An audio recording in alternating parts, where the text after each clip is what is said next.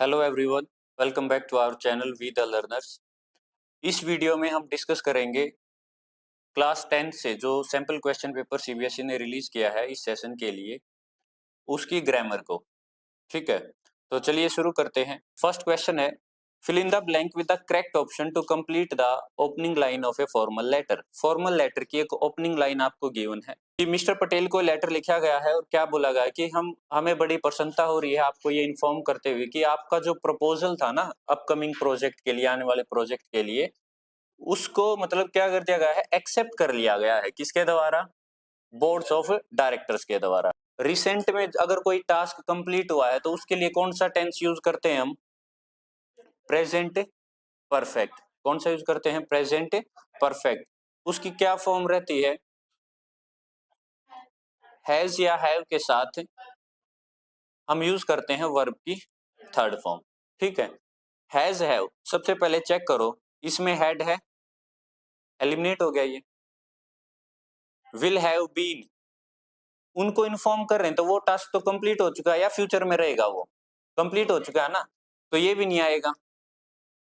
फिर has been endorsed, has आ गया। ठीक है, अब आप बोलोगे सर इसमें तो बीन भी आ गया। जो बीन है वो किसकी थर्ड फॉर्म है? बी की। बी की जो थर्ड फॉर्म है वो क्या होती है? बीन। ठीक है, बच्चे यहाँ पे कंफ्यूज हो जाते हैं कि बीन तो सिर्फ परफेक्ट कंटिन्यूअस में ही आता है, जो फोर्थ सब टाइप होती है, या तो प्रेजेंट परफेक्ट कंटिन्यूअस में, या पास्ट परफेक्ट कंटिन्यूअस में, या फ्यूचर परफेक्ट कंटिन्यूअस में। भाई बीन तो उसी में आता है, लेकिन यहाँ पे ये बीन जो है वो थर्ड फॉर्म में यूज हुआ है। किसकी थर्ड फॉर्म है ये? बी की। फर्स्ट फॉर्म क्या होती है? Is am are, second form was were, और थर्ड फॉर्म क्या होती है? बीन। क्लियर? तो ये आ गया हमारे पास हैज प्लस बीन। ठीक है, हैज बीन एंडोर्स्ड या हैव एंडोर्स्ड। अब कंफ्यूजन यहाँ है भाई, हैव आएगा या हैज आएगा?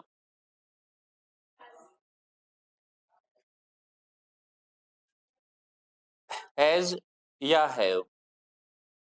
हैज सिंगुलर वर्ब है या प्लूरल? सिंगुलर। कैसी है? सिंगुलर। और हैव जो है वो कैसी है? प्लूरल। अब सब्जेक्ट वर्ब एग्रीमेंट क्या कहता है कि अगर सब्जेक्ट सिंगुलर होगा तो वर्ब भी कैसी आएगी? सिंगुलर। और सब्जेक्ट अगर प्लूरल है तो वर्ब भी कैसी आएगी? प्लूरल। ठीक है, तो यहाँ पे जो सब्जेक्ट है वो कैसा है? तो वर्ब कैसी आ जाएगी? तो वर्ब कैसी आएगी? सिंगुलर। सब्जेक्ट बता सकते हो क्या है यहाँ? योर प्रपोजल, कि आपका जो प्रपोजल था वो एक्सेप्ट कर लिया गया है। समझे? क्या आएगा इसमें सब्जेक्ट? योर प्रपोजल, कि आपका जो प्रपोजल था ना आने वाले प्रोजेक्ट के लिए वो एक्सेप्ट कर लिया गया है, तो इट हैज बीन एक्सेप्टेड या इट हैज बीन एंड्यूस्ड। तो ऑप्शन क्या हो जाएगा? सी। ठीक है, टेंस के जो बेसिक से रूल है ना वो याद करने पड़ेंगे। ज्यादा डीप से नहीं पूछा जाता टेंस में से, लेकिन बेसिक बेसिक रूल तो आपको करने पड़ेंगे। Read the given sentence from A marketing report, identify the error and supply the correction in the given format. Sentence को रीड करना, कोई मार्केटिंग रिपोर्ट है वहां से ये सेंटेंस है, एरर को आइडेंटिफाई करके फिर आपको करेक्शन सप्लाई करनी है। The company continues to strive tirelessly to meet customers demand. अब कंपनी कैसा है? सब्जेक्ट है, सिंगुलर है प्लूरल है? बताओ। सिंगुलर। इसके साथ वर्ब देखो कैसी आई?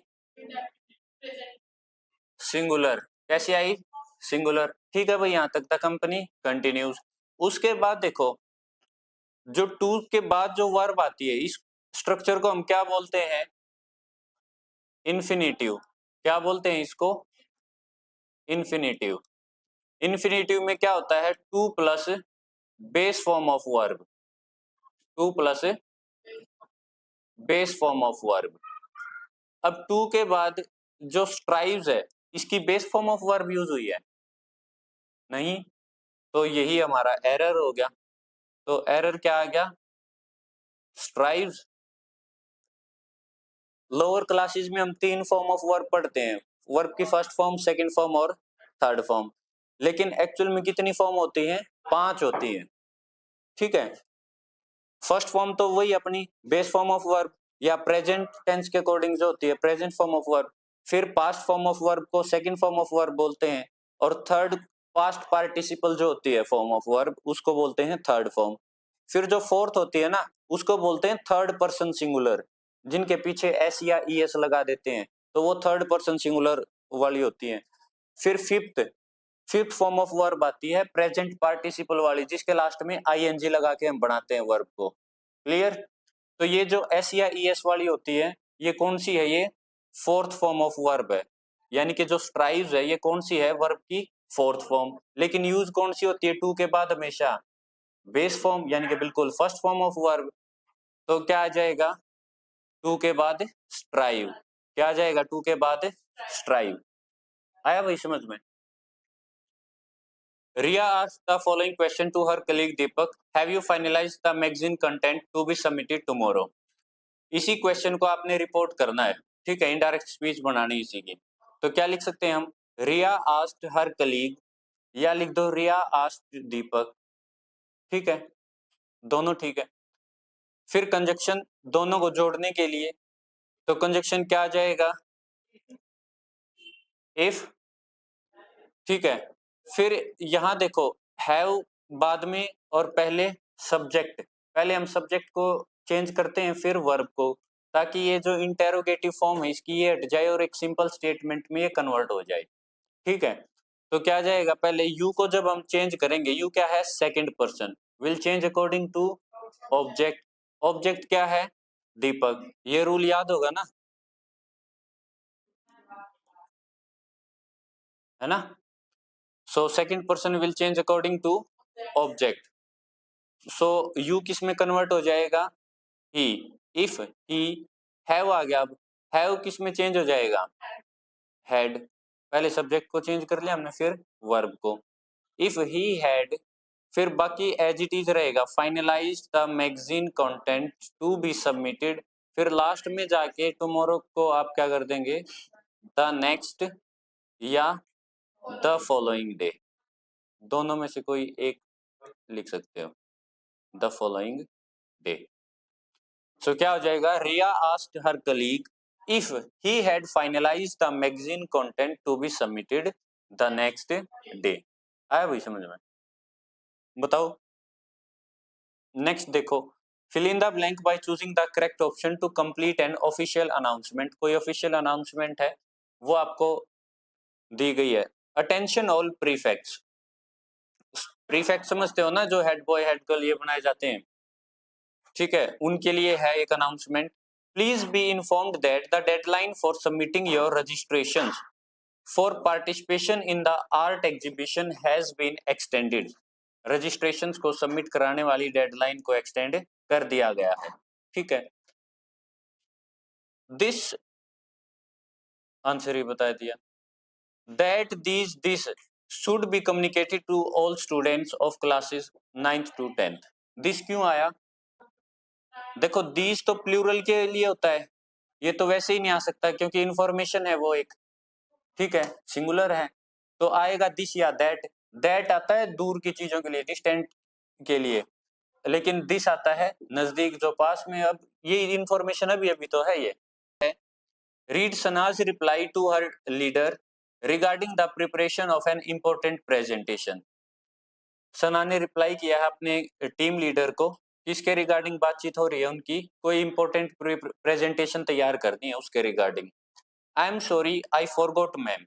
तो सना क्या कह रही है? I am sorry I forgot ma'am, I will have the presentation ready for you very soon today.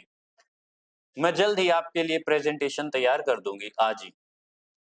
Report Sana's reply by completing the following sentence correctly. फिर से रिपोर्टेड स्पीच का आ गया। ठीक है, इसको आपने इनडायरेक्ट स्पीच में फिर से कन्वर्ट करना है। अब देखो कुछ ना ऑलरेडी कन्वर्ट करके देंगे वो आपको, ये उसने चेंज करके दे दिया। सॉरी के लिए अपोलोजाइज्ड, फॉरगॉट मैम ये क्या बना दिया? Having forgotten. फॉरगॉट था ना, तो उसका क्या बना दिया? Having forgotten. अब आगे का चेंज आपको खुद करना है। एंड सेड, तो उसने क्या कहा, अब आ गया I first person will change according to subject, तो क्या आएगा यहाँ पे, ठीक है। एंड सेड, जोड़ेंगे दोनों सेंटेंसेस को, कंजक्शन लगाया that, and said that Sana apologised for having forgotten, भूलने के लिए उसने माफी मांगी, और कहा कि, and said that she will आ गया, विल किस में चेंज हो जाता है, वुड, शी वुड, बाकी एज इट इज रहेगा, have the presentation ready for, अब ये चेंज होगा you, second person will change according to object, object यहाँ कौन है, उसकी टीचर, ठीक है। तो क्या आएगा, अब टीचर मेल है फीमेल ये मैम से पता चल गया हमें, तो क्या आ जाएगा, her, very soon, as it is रहेगा, और टुडे क्या बन जाएगा, दैट डे, ये बन गया, ठीक है। तो उसने क्या कहा, Sana apologised for having forgotten and said that she would have the presentation ready for her very soon that day. आया वही समझ में। तो कहने का मतलब है रिपोर्टेड स्पीच जो है आपका इंपॉर्टेंट टॉपिक रहेगा, 4-5 क्वेश्चन इसी से आ जाते हैं आपके, ठीक है। और टेंसेस का आपको बेसिक आइडिया होना चाहिए, कुछ एक रूल्स है, ठीक है। आपको स्ट्रक्चर देखते ही पता लग जाना चाहिए भाई ये किस टाइप का टेंस है, कौन सा रूल इसमें यूज हुआ है, और मॉडल्स, ठीक है। लेकिन ये जो रिपोर्टेड स्पीच वाला चैप्टर है ये थोड़ा डिटेल में करना है। Identify and correct the error in the given line taken from an online news report. Online news report से एक लाइन चूज की गई है, इसमें से आपको एरर छांटना है और उसका करेक्शन भी गिवन है, ठीक है। Nearly most shop was closed for the public holiday.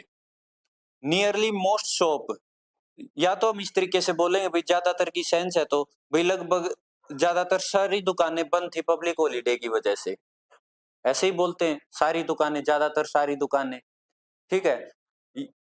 तो ज्यादातर के साथ तो क्या आ जाना चाहिए फिर, मोस्ट शॉप्स, और फिर ये क्या हो जाना था, वर, लेकिन ये क्या ऑप्शन में है बताओ, नहीं है, नहीं है तो ये तो नहीं हो सकता। तो फिर दूसरा देखो, अगर मोस्ट की जगह एवरी लगा दें, every, nearly every shop was closed for the public holiday, every के साथ ही तो सिंगुलर आएगा, लगभग हर दुकान बंद थी, या हम ऐसे बोलते हैं लगभग हर दुकानें बंद थी। हम कैसे बोलते हैं, अगर दुकानें बोलेंगे तो हम ऐसे बोलते हैं लगभग ज्यादातर सारी दुकानें बंद थी, ज्यादातर सारी दुकानें, मोस्ट शॉप्स वर क्लोज्ड, ज्यादातर सारी दुकानें बंद थी। लेकिन एवरी, एवरी के साथ क्या आएगा, सिंगुलर, यानी कि लगभग प्रत्येक दुकान बंद थी, एवरी शॉप यानी कि प्रत्येक दुकान, है ना, हर दुकान, लगभग हर दुकान बंद थी पब्लिक हॉलीडे की वजह से, तो ये सेंस बनेगी।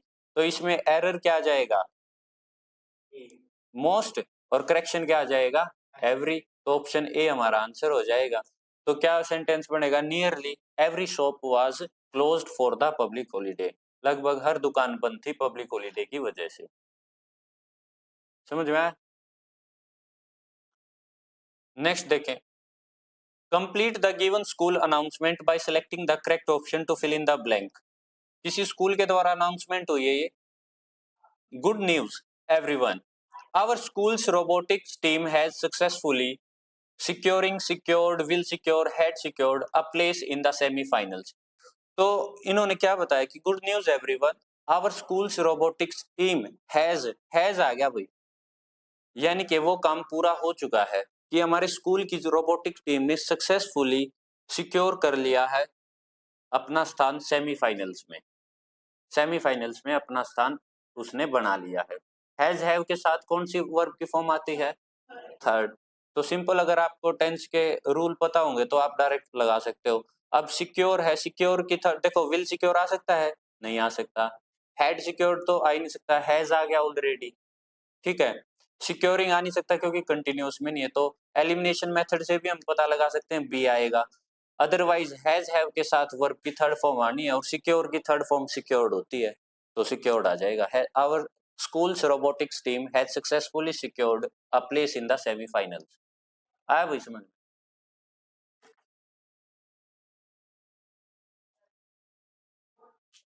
नेक्स्ट देखें, detect the error and supply the correction for the given observation by a child that needn't be dad's jacket it's too small. तो एक बच्चे की ऑब्जर्वेशन है, उसने कुछ सेंटेंस बनाया हो कुछ चीजें ऑब्जर्व करके, वो क्या कह रहा है कि वो डैड की जैकेट नहीं हो सकती, वो तो बहुत छोटी है। अब बच्चे तो ऐसे ही ऑब्जर्व करते हैं ना चीजों को, तो उसने एक सेंटेंस बनाया इंग्लिश में, उसी सेंटेंस में कुछ एरर है, वो डिटेक्ट करो और उसका करेक्शन बताओ। वो डैड की जैकेट नहीं हो सकती, सकता सकती कैन के लिए तो आएंगे।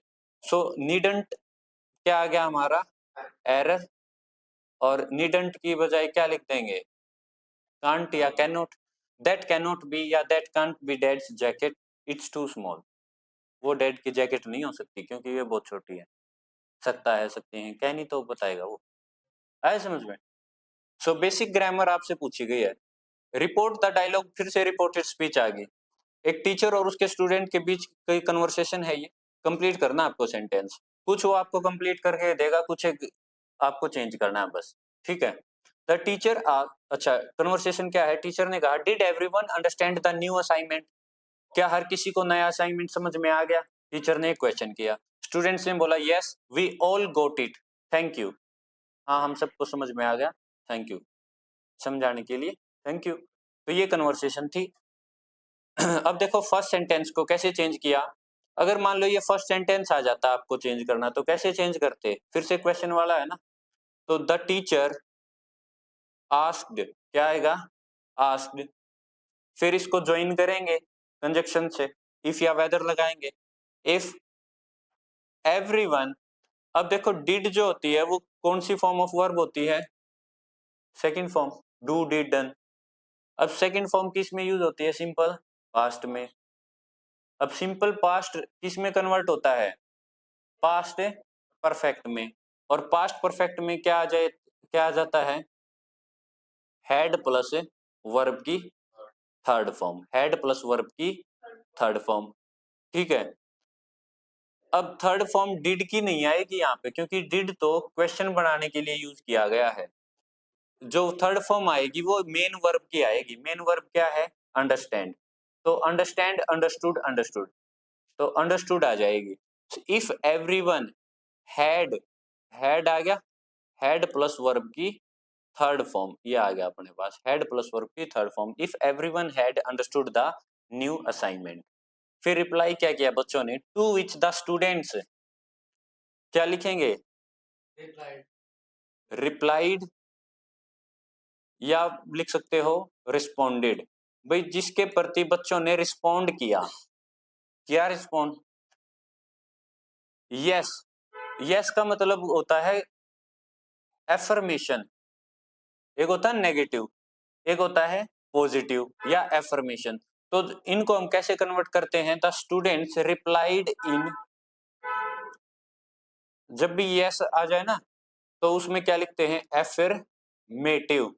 The students replied in affirmative, या बोलेंगे स्टूडेंट्स रिप्लाइड इन एफर्मेटिव की जगह आप लिख सकते हो एफर्मेटिवली, क्या लिख सकते हो, एफर्मेटिवली।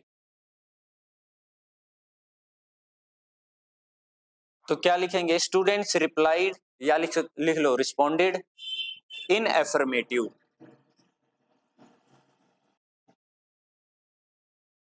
इन एफर्मेटिव, या लिखेंगे स्टूडेंट्स रिप्लाइड एफर्मेटिवली, ठीक है।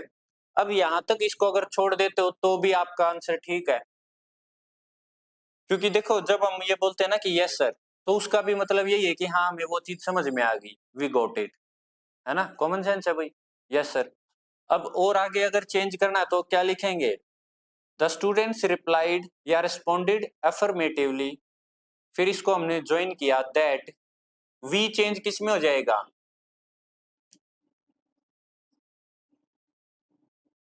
वी, वी क्या होता है, first person, will change according to subject. Subject कौन है, यहाँ पे सब्जेक्ट स्टूडेंट्स बोल रहे हैं ना, भाई स्टूडेंट्स नहीं तो जवाब दिया ना दूसरे केस में, तो दूसरे में सब्जेक्ट कौन है, स्टूडेंट्स, प्लूरल, उनके लिए क्या आ जाएगा फिर, दे, दैट दे ऑल अब गोट जो है वो क्या है, वर्ब की second form.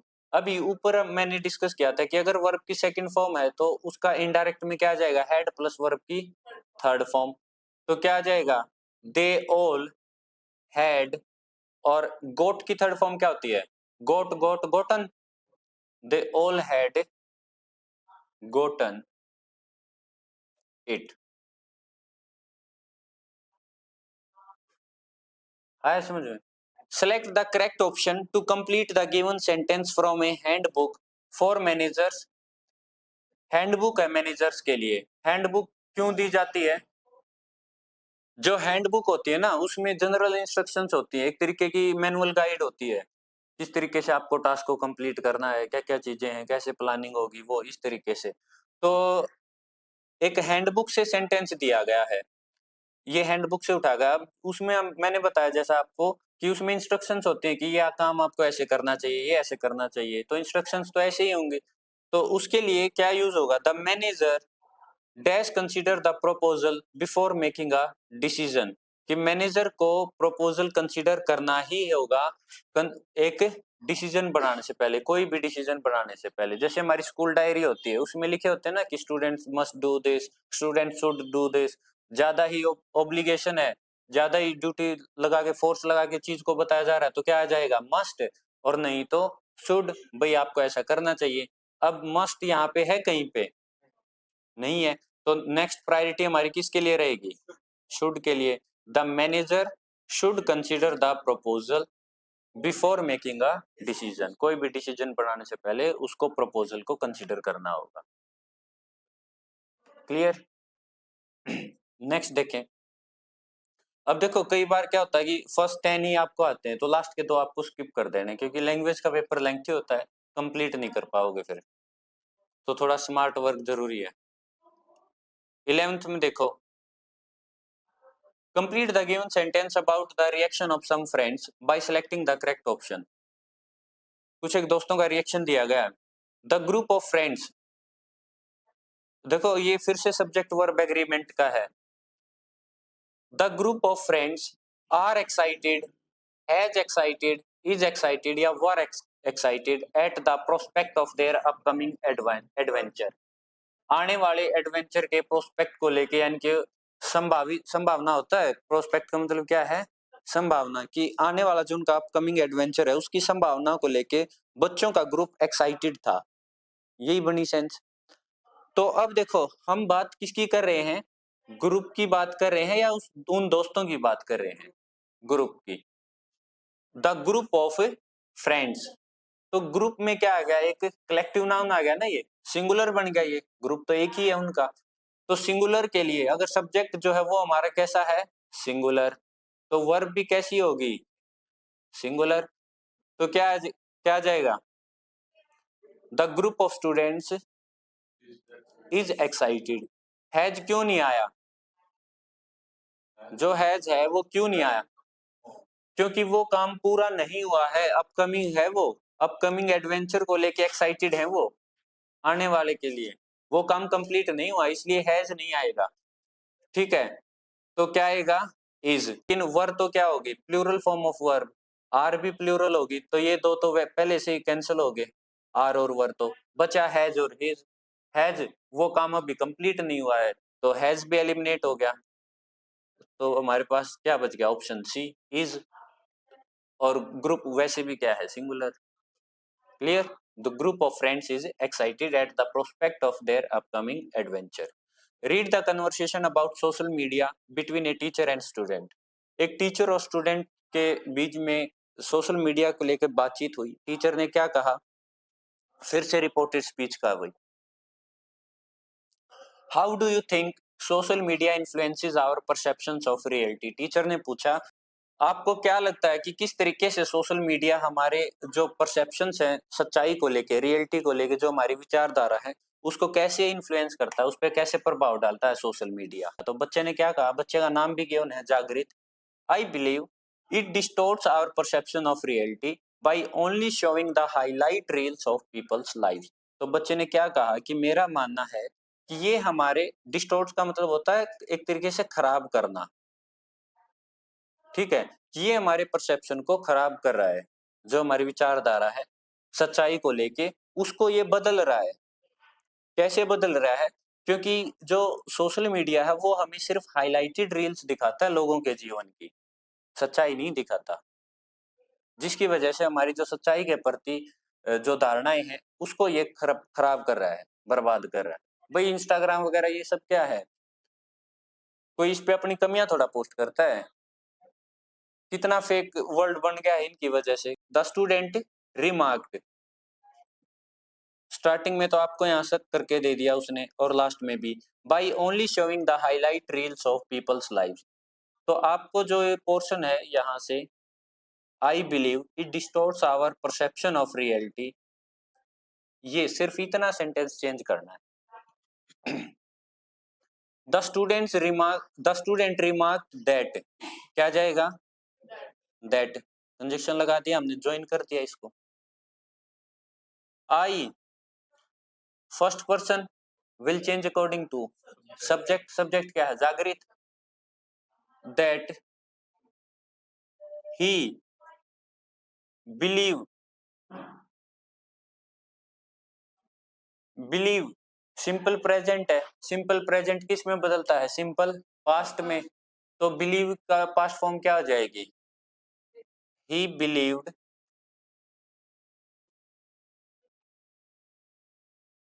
The student remark that he believed.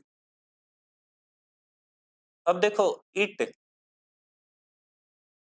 He believed it, या आप लिख दो सोशल मीडिया, क्योंकि किसका जिक्र किया गया है? सोशल मीडिया का।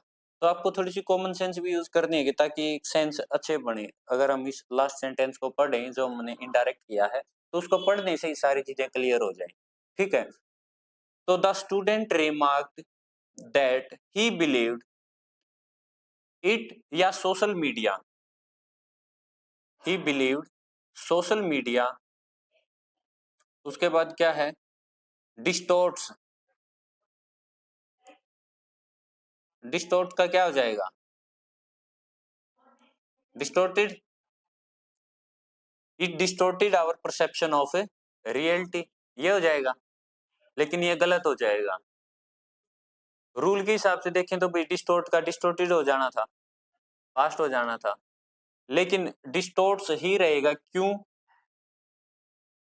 क्योंकि उसका जो परसेप्शन है ना, उसका जो परसेप्शन है वो अब तक उसका इफेक्ट है, प्रेजेंट मोमेंट तक है। और जब भी कोई ऐसा इफेक्ट है या ऐसी कोई बात कही गई है जिसका असर अब तक है, प्रेजेंट मोमेंट तक है, तो हम उसको प्रेजेंट टेंस में ही लिखेंगे। तो आवर प्लूरल है या सिंगुलर है? प्लूरल, तो प्लूरल ही तो आएगा। अगर सिंगुलर जागृ हिज लिखे, हिज तो क्या हो जाएगा? सिंगुलर। तो आवर का प्लूरल क्या बनेगा? देयर। भाई प्लूरल ही तो रहेगा, नहीं आया समझ में? अगर हिज लिखते वो तो सिंगुलर रहता, लेकिन आवर तो प्लूरल है तो प्लूरल रहेगा। तो क्या जाएगा? Their perception of reality by only showing the highlight reels of people's lives. तो ये थी भाई अपनी 10 नंबर की ग्रामर। ठीक है, किसी को भी कोई डाउट हो आप पूछ सकते हो।